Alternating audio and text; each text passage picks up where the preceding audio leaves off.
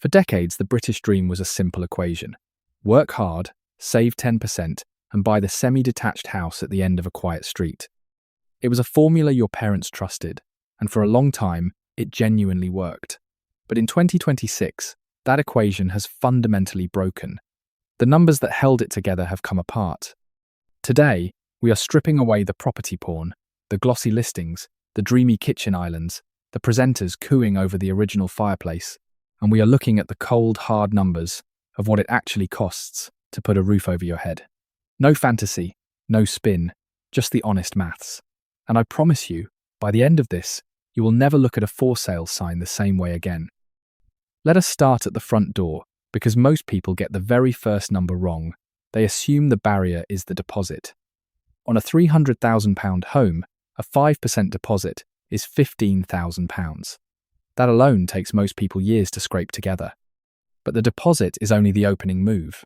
Before the bank will even speak to you, you have to clear what we call the friction costs, the money that vanishes and never comes back. There is the solicitor, handling the conveyancing. There is the survey, quietly telling you whether the walls intend to stay upright. There are the local searches, the mortgage arrangement fees, and a dozen small charges nobody mentions on the property shows. And then, depending on where you buy, there is stamp duty, collected, as always, by HMRC. Now here is the honest part. At exactly £300,000, a genuine first-time buyer today pays no stamp duty at all. But nudge that price up into the home counties, where the very same modest house costs £400,000, and stamp duty reappears like a toll booth on the road home.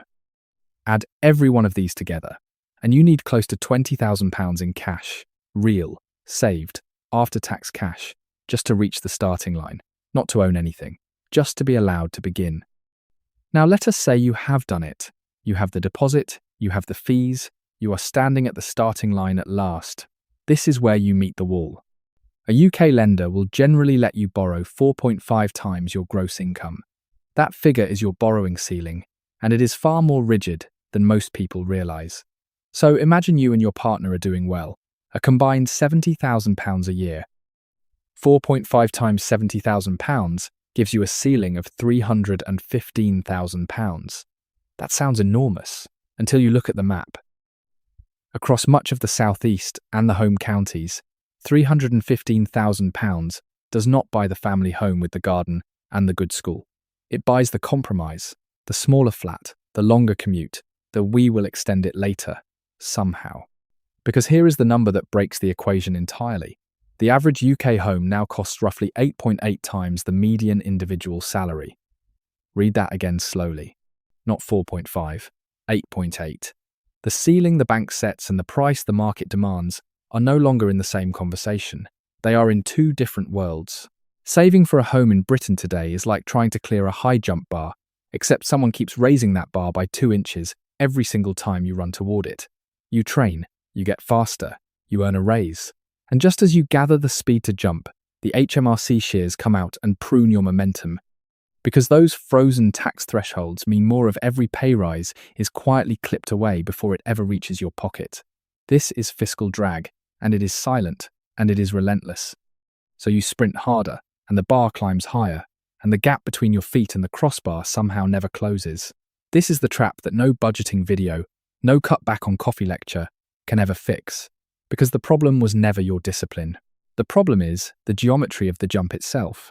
For a while, an entire generation forgot that borrowing money had a price at all. In the cheap era, rates sat so low that the cost of the loan almost disappeared into the background. Those days are finished. Anchor yourself instead to today's reality, a 5% rate on a £250,000 loan. 5% of £250,000 is £12,500 every single year, just in interest. That is not paying down your home. That is not laying a single brick of equity that belongs to you. That is simply the rent you hand the bank for the privilege of borrowing their money in the first place. Think of it as an interest tax, an invisible one, and it is a tax that a whole generation, raised on ultra-cheap money, never once budgeted for. They costed the house. They forgot to cost the borrowing. So how are young Brits actually coping with a wall this high and an interest tax this heavy? Quietly, they are stretching the term.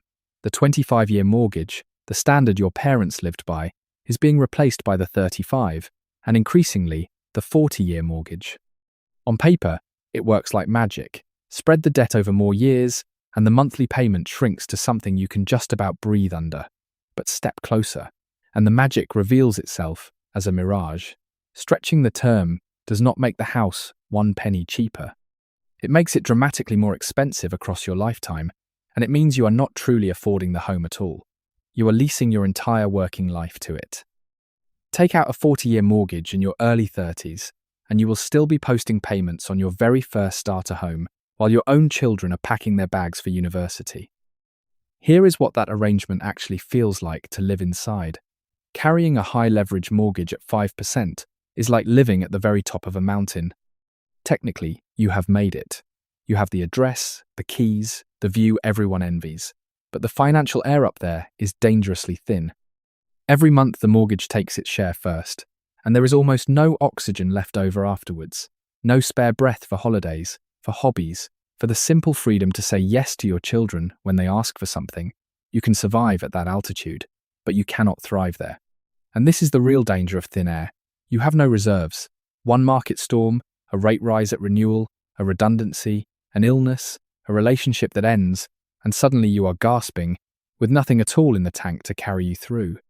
And so you wake up on any quiet morning, the start of another working week, and a strange, cold thought settles over you.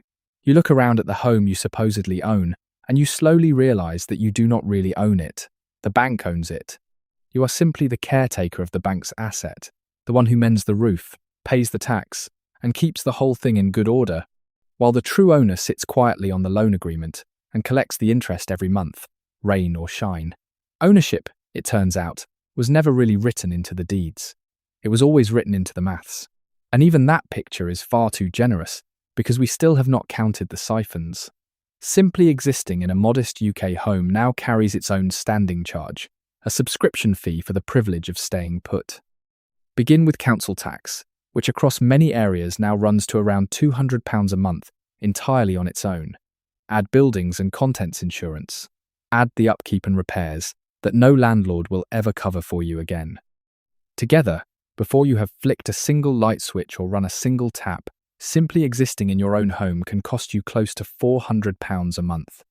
And the advice offered to savers: try harder, funnel a little more into a lifetime ISA, shore up a SIP for the retirement you can barely picture.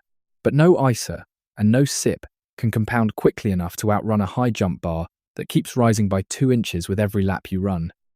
So, can you still afford a house in the UK in 2026?